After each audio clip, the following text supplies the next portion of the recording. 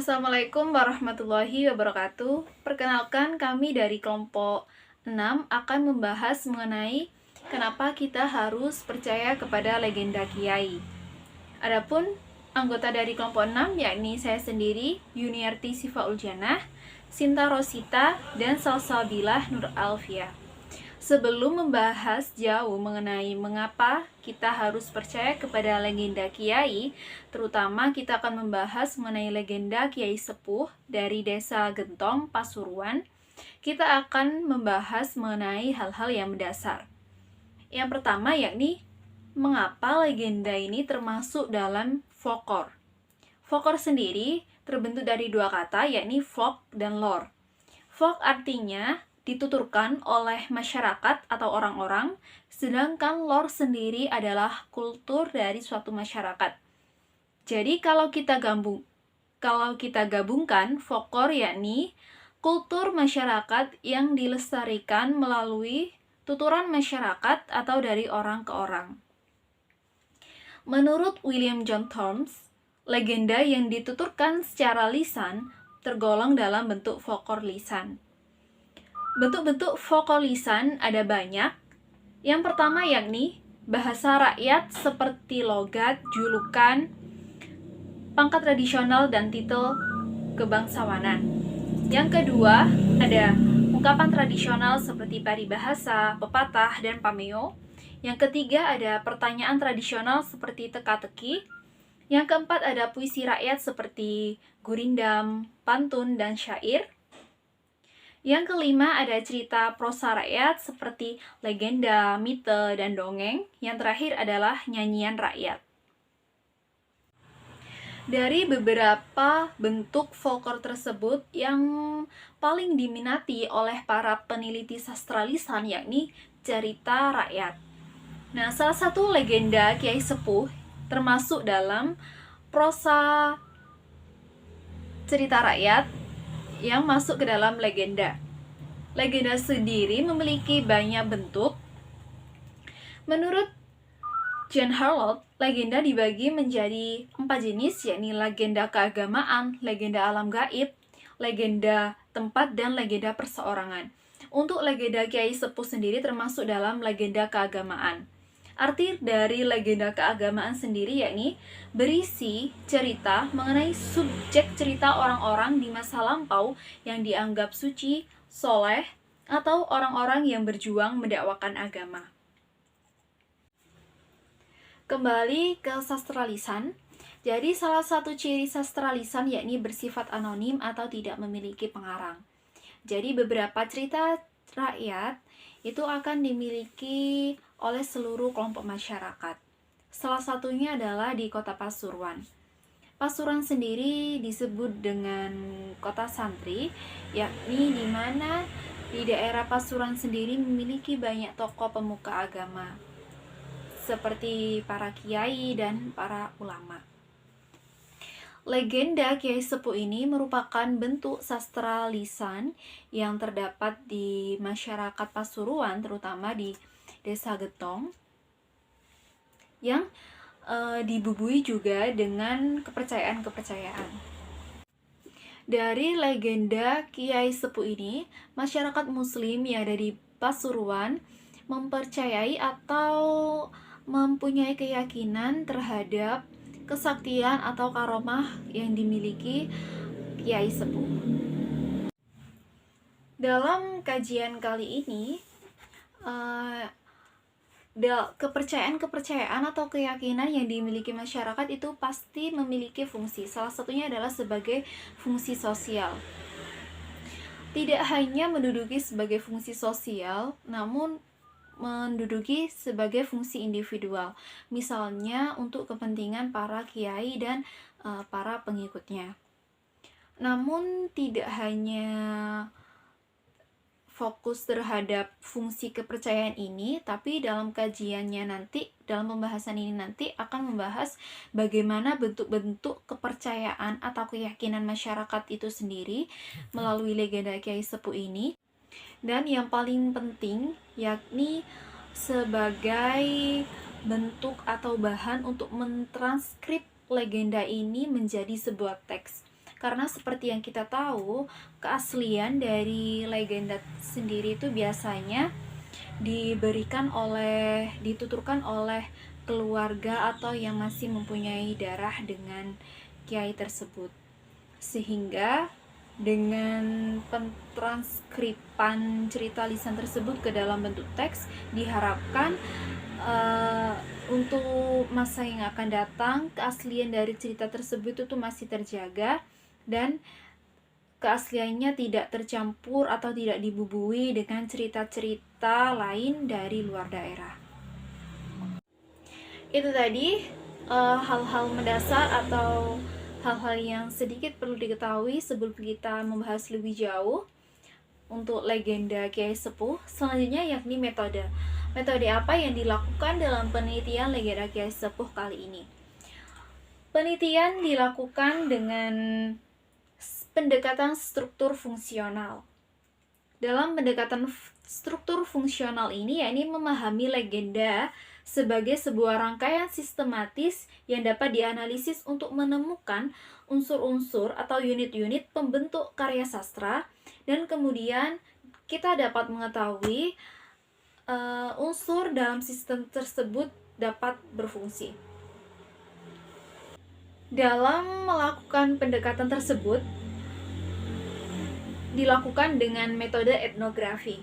Metode etnografi sendiri dimanfaatkan untuk menemukan bagaimana masyarakat setempat mengorganisasikan budaya dalam pikiran mereka dan kemudian mengaplikasikannya dalam kehidupan sehari-hari. Adapun langkah-langkah yang dilakukan untuk mendapatkan data, ada 11 langkah. Yang pertama yakni menetapkan legenda Kiai Sepuh sebagai objek perekaman dan transkripsi. Yang kedua yakni menetapkan situs, petilasan atau makam Kiai Sepuh sebagai pusat pencarian. Yang ketiga yakni menentukan batas wilayah pencarian dengan menarik garis 1 km melingkari situs sebagai pusat pencarian. Yang keempat yakni menetapkan narasumber dengan ketentuan usia di atas 90 tahun, warga asli atau kelahiran asli dari desa Gentong dan tidak berpindah domisili atau seumur hidupnya ia berada di desa Gentong. Yang kelima, yakni melakukan wawancara dengan narasumber. Yang keenam, merekam proses wawancara. Yang ketujuh, mentranskripkan hasil wawancara dalam bentuk teks. Yang kedelapan, yakni mentransliterasikan beberapa bagian cerita. Dan yang kesembilan, menginventarisir cerita-cerita, variasi cerita yang serupa. Yang 10 yakni membandingkan dan menyelaraskan isi, dan ke-11 yakni menyusun ulang. Dari beberapa data atau rujukan yang diambil, ada 11 bentuk kepercayaan yang telah ditetapkan. Yang satu yakni pandangan klasik yang diyakini secara umum, pandangan fenomena umum yang sering terjadi. Yang ketiga, rasa atas identitas personal. 4. Rasa komunitas. Yang kelima, dukungan nilai moral yang berlaku kolektif. Yang keenam, kesepakatan dengan misteri dari sebuah ciptaan. Yang ketujuh, stabilitas perubahan waktu dan ruang pada kecemasan akan kematian. Yang kedelapan, pengalihan konsep kognitif. Yang kesembilan, kesadaran pada kekuatan gaib di luar manusia. Dan ke-10, perintah 11 larangan. Itu tadi bentuk-bentuk kepercayaan yang didapatkan dari berbagai rujukan. Selanjutnya yakni mengenai fungsi. Fungsi teks sastra lisan legenda Kiai Sepuh yaitu ada 8. Yang pertama yakni sebagai fungsi propaganda. Kedua, fungsi proyeksi ideologi atau angan-angan kolektif. Yang ketiga, fungsi rekreatif. Keempat, fungsi didaktis atau pendidikan. Yang kelima, fungsi estetis.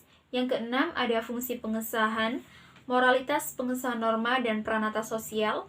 Yang ketujuh, yakni fungsi moralitas, pemaksaan, dan pengawasan norma dan pranata sosial. Yang ke-8, yakni fungsi religius.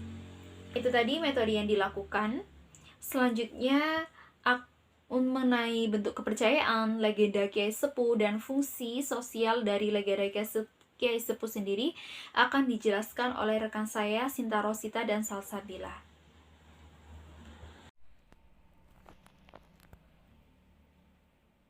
Legenda Kiai Sepuh. Legenda sebagai salah satu bagian dari folklore lisan yang mengandung nilai-nilai kehidupan yang ideal dan masih relevan dengan nilai-nilai kehidupan masa kini, dan biasanya dianggap suatu kebenaran kejadian yang pernah terjadi oleh pendengarnya sendiri. Dalam kajian folklore, Danan Jaja mengemukakan bahwa legenda itu prosa cerita rakyat yang dianggap benar-benar terjadi dengan tokoh-tokoh orang yang luar biasa atau keramat yang terjadi di masa lampau. Legenda Kiai Sepuh sendiri adalah legenda jenis prosa naratif lisan dengan unsur tokoh seorang kiai pimpinan pesantren dengan sejarah budayanya, masyarakat, dan benda-benda peninggalan dengan unsur magis, kekeramatan, dan kepercayaannya. Oleh masyarakat muslim di desa Gentong, legenda Kiai Sepuh banyak dituturkan dalam versi. Namun, dalam semua versi tersebut ada satu kesatuan yang sama isi dari versi masing-masing penutur, yang berisikan bahwa seputar karomah yang dimiliki oleh Kiai Sepuh sendiri. Menurut Dananjana, bahwa folklore adalah sebagian kebudayaan sesuatu yang kolektif yang tersebar dan diwariskan secara turun-temurun di antara kolektif yang macam-macam tersebut. Secara tradisional dalam versi yang berbeda, baik dalam bentuk lisan maupun otorik untuk mempermudah mengingatnya. Dan Kiai Sepuh sendiri juga diingat bahwa legenda Kiai Sepuh itu memiliki karisma dan banyak dibekali karomah, mukjizat atau keajaiban oleh Allah Subhanahu wa taala, sehingga apa yang ia minta pasti akan terkabul. Juga menceritakan sejarah kehidupan sehari-hari, tujuan ia berdakwah di daerah tersebut, dan bagaimana ia membangun nilai-nilai agama yang ada di daerah tersebut seperti membangun pondok pesantren serta masjidnya dan peninggalan masjid dan peziarah yang berdatangan sebab mendengar cerita legenda dari lisan ke lisan tersebut. Selanjutnya, kepercayaan terhadap mitos dalam legenda Kiai Sepuh. Dalam legenda Kiai Sepuh sendiri, unsur-unsur kepercayaan banyak bertalian dengan kepercayaan masyarakat muslim. Itu dikarenakan bahwa masyarakat muslim itu mempercayai adanya sebuah pemuka agama yang tinggi yang memiliki karomah dari Allah Subhanahu wa taala, sehingga apa yang ia lakukan pasti memiliki pahala dan ketenangan untuk peziarah yang datang. Unsur kepercayaan yang menonjol adalah adanya keyakinan masyarakat muslim akan karomah, kesaktian mukjizat atau keajaiban yang dimiliki oleh Kiai Sepuh. Misalnya juga di Kabupaten Pasuruan ada makam Mbah Arif Sukoropuro yang diutus oleh mertuanya Mbah Semendi di Winongan untuk menyebarkan agama Islam di Segoropuro. Kepercayaan seorang peziarah ketika memasuki pemakaman berkali-kali, walaupun menempuh jarak yang jauh dan jalan yang menanjak untuk berjalan kaki dan tidak bisa kendaraan besar untuk masuk, merasa bahwa Mbak Arif Sukoropuro memiliki magnet tersendiri sehingga dia harus datang dan datang lagi ke makam Mbak Arif Sukoropuro. Ada dua bentuk besar kepercayaan dalam legenda Kiai Sepuh. Yang pertama, kepercayaan yang dibangun oleh masyarakat muslim secara kolektif sebagai bentuk interpretasi atas berbagai fenomena di luar logika penalaran mereka. Yang kedua, kepercayaan yang dibangun oleh masyarakat muslim sebagai pengatur pranata sosial dan menanamkan norma-norma yang berlaku secara kolektif di sekitar situs legenda melalui kisah mistik yang bersifat irasional. Menurut Tristan Rahmawan, halaman 125 sampai 126. Jadi dapat disimpulkan bahwa sebuah kepercayaan yang muncul dalam kehidupan masyarakat ada sebab dan tujuannya.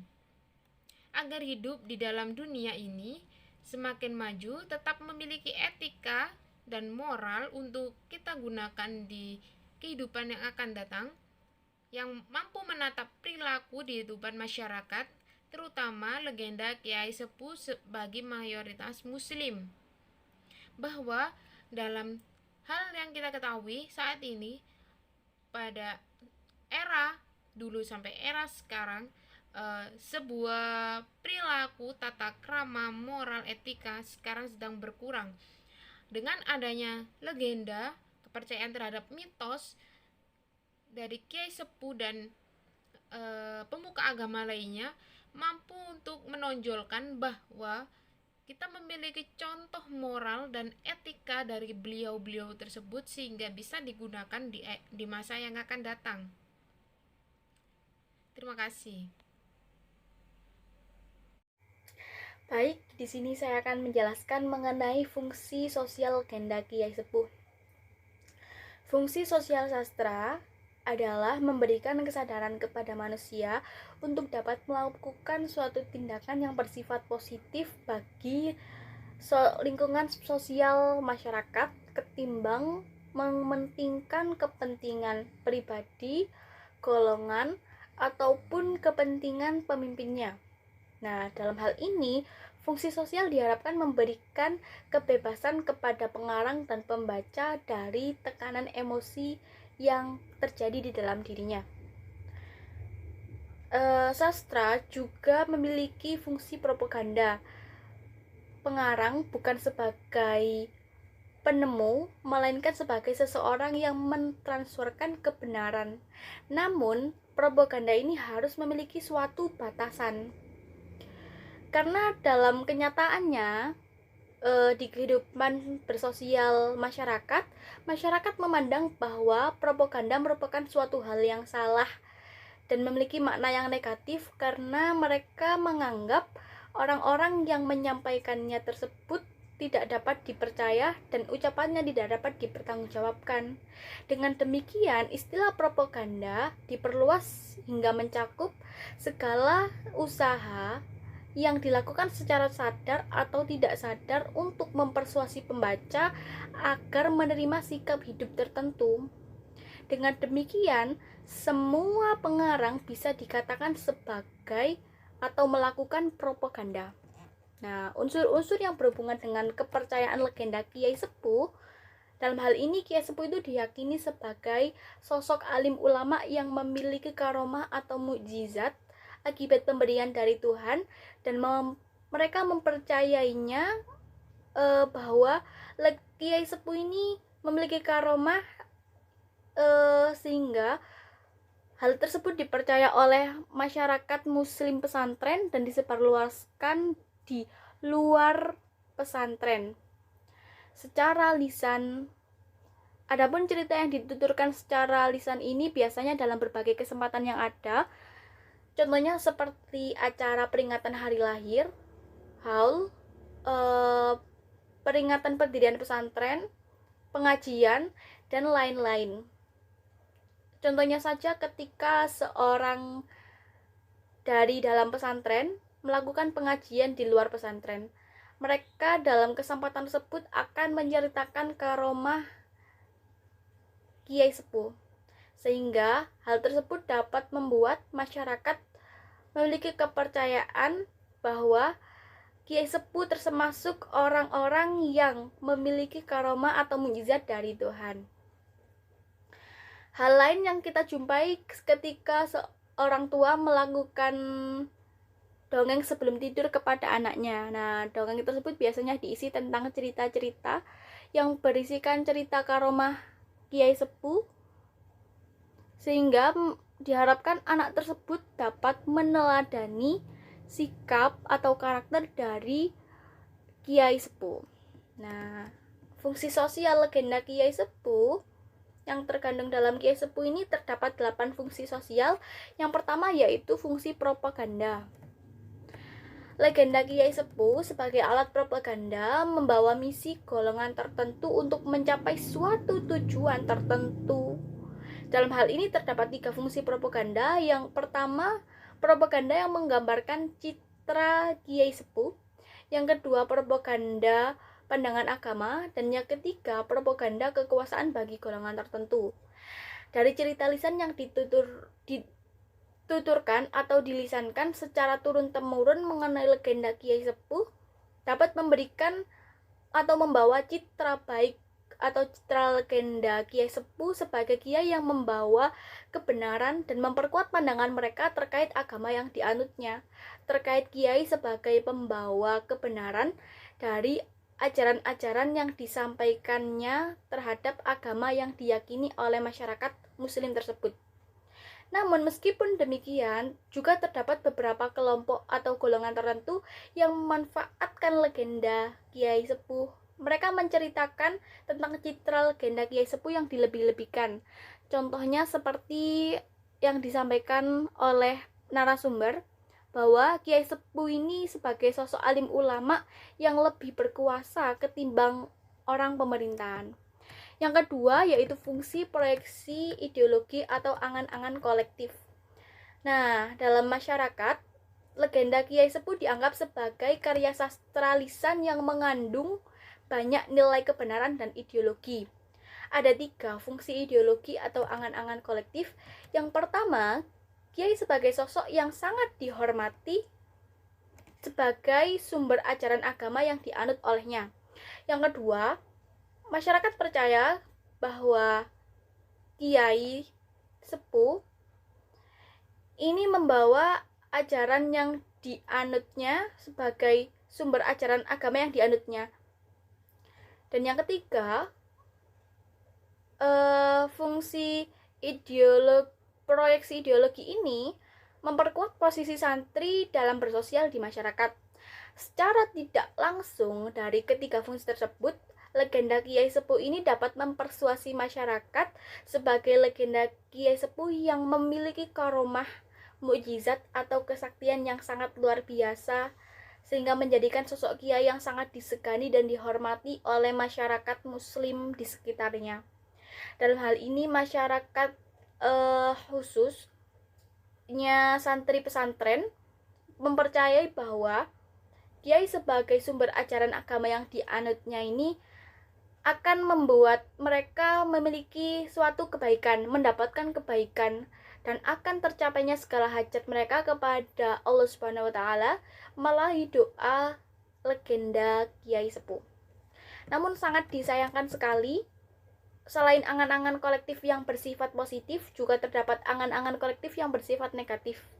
Hal ini nampak ketika Kiai Sepuh memprotes bupati yang mendenda santrinya akibat bermain petasan, yang tentunya hal tersebut memang telah melanggar aturan, namun sang kiai tetap memprotes sang bupati.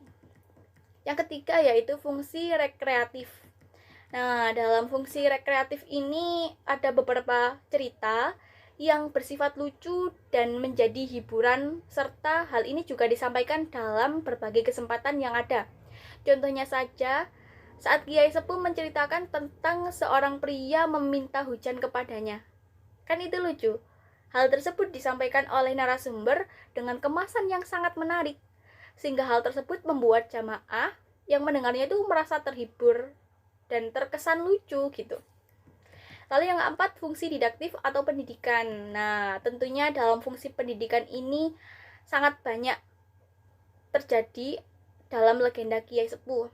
Adapun fungsi didaktif antara lain yang pertama yaitu ajaran untuk selalu menjalankan perintah Allah Subhanahu wa taala dan menjauhi larangannya. Yang kedua, ajaran untuk menuntut ilmu. Ajaran yang ketiga yaitu ajaran untuk membagikan rezeki kepada orang lain. Selanjutnya yang keempat yaitu ajaran untuk melakukan sedekah untuk membersihkan diri dan juga harta yang dimilikinya. Yang kelima yaitu ajaran untuk selalu berbuat kebaikan kepada orang lain. Nah, dari 5 fungsi deduktif yang saya sebutkan tadi merupakan fungsi deduktif yang bersifat positif. Meskipun ada fungsi deduktif positif, juga terdapat fungsi deduktif. Hal ini dapat mengajarkan kesewenang-wenangan atau keangkuhan akibat kekuasaan dan kemampuan yang dimiliki oleh kiai sepuh. Hal ini dapat kita lihat saat kiai sepuh memprotes bupati yang mendenda santrinya karena bermain petasan, padahal hal tersebut telah melanggar aturan. Dari contoh ini kan sudah dapat menggambarkan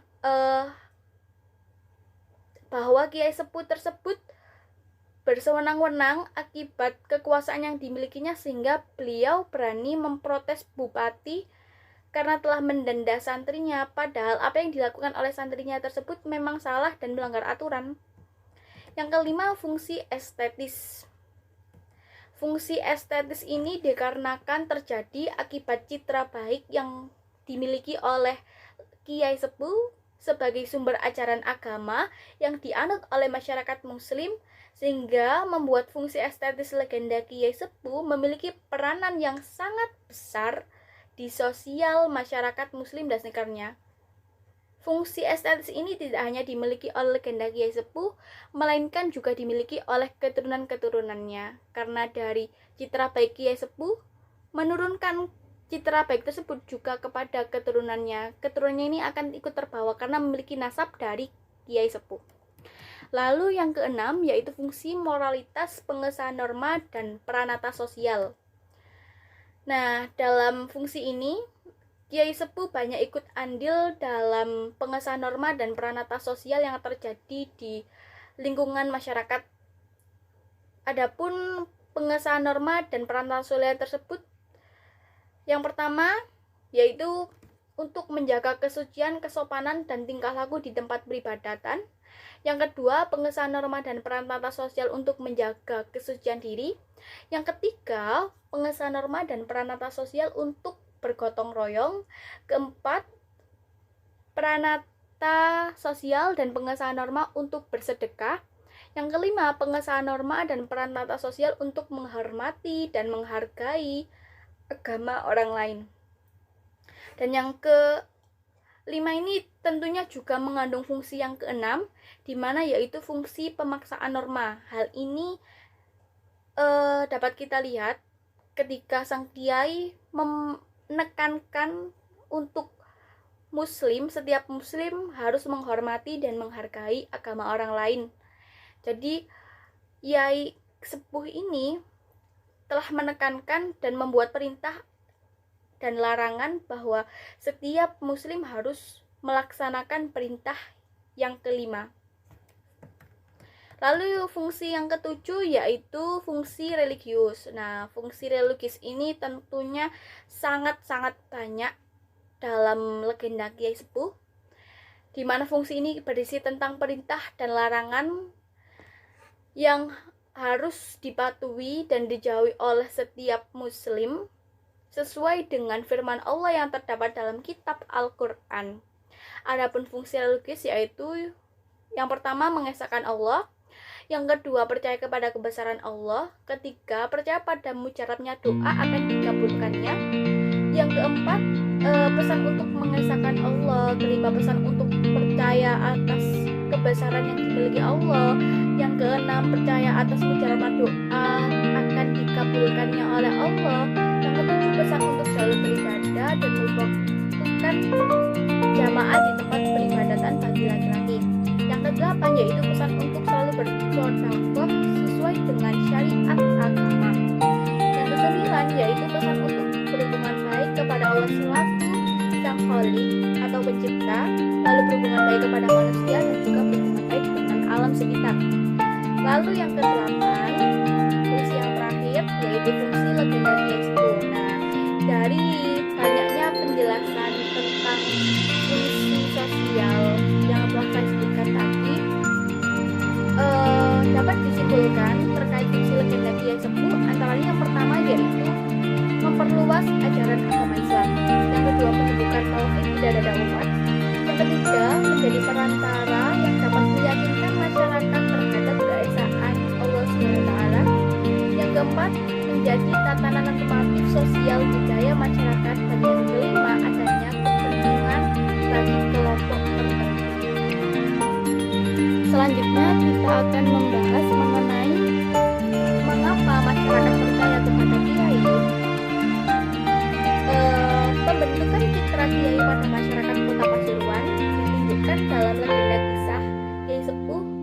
yang dituturkan secara lisan, dari lisan ke lisan, dalam bentuk tersirat dan tersurat dalam cerita. Dalam legenda Kiai Sepuh tersebut, Kiai Sepuh digambarkan sebagai sosok alim ulama yang memiliki akhlak yang sangat baik, taat kepada perintah Allah, termasuk orang yang sangat suci dan memiliki kesalehan sangat luar biasa. Adapun alasan masyarakat muslim percaya kepada Kiai Sepuh tersebut karena Kiai Sepuh ini memiliki suatu karomah atau mukjizat di mana hal tersebut sangat melekat di dalam dirinya.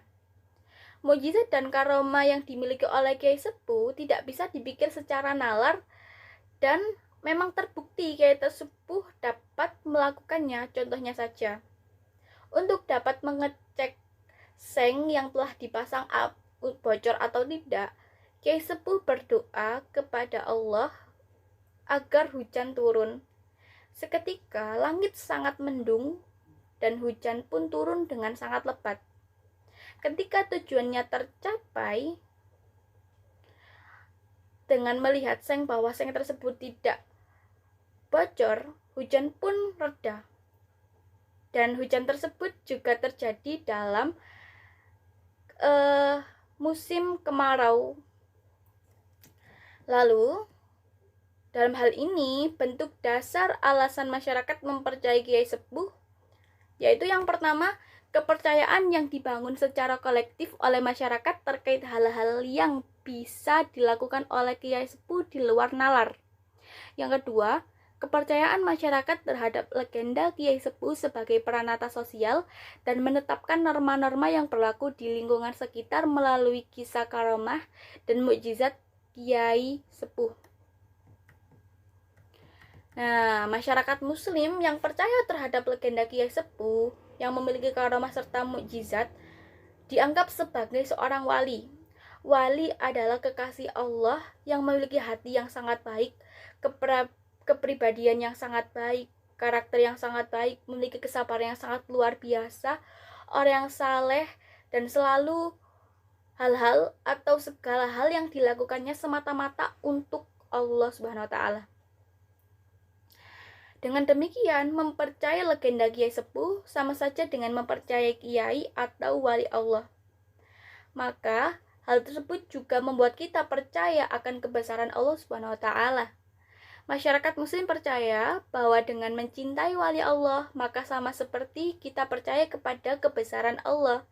Selain itu, dengan adanya hal tersebut, masyarakat muslim juga berharap adanya ganjaran atau balasan dengan memperoleh pahala. Nah, Kiai Sepuh kan sebagai seseorang yang sangat luar biasa yang memiliki karomah dan dipercaya sebagai orang yang menyalurkan barokah serta dapat memberikan syafaat bagi masyarakat muslim di sekitarnya. Dengan kelebihan itu, Kiai Sepuh ini memiliki harisma, di mana harismanya ini dapat membuat orang atau masyarakat muslim merasa kagum, menyegani beliau, dan Kiai Sepuh ini dihormati oleh mereka. Pada dasarnya, legenda Kiai Sepuh dan kepercayaan masyarakat muslim adalah dua hal yang tidak bisa dipisahkan dan saling melengkapi. Legenda Kiai Sepuh dapat menumbuhkan kepercayaan kepada masyarakat, dan kepercayaan masyarakat juga dapat membentuk suatu cerita. Secara tidak langsung, antara legenda Kiai Sepuh dan kepercayaan masyarakat ini dapat memungkinkan bahwa legenda Kiai Sepuh akan tetap ada dan dilestarikan secara turun-temurun dari lisan ke lisan sampai kapanpun.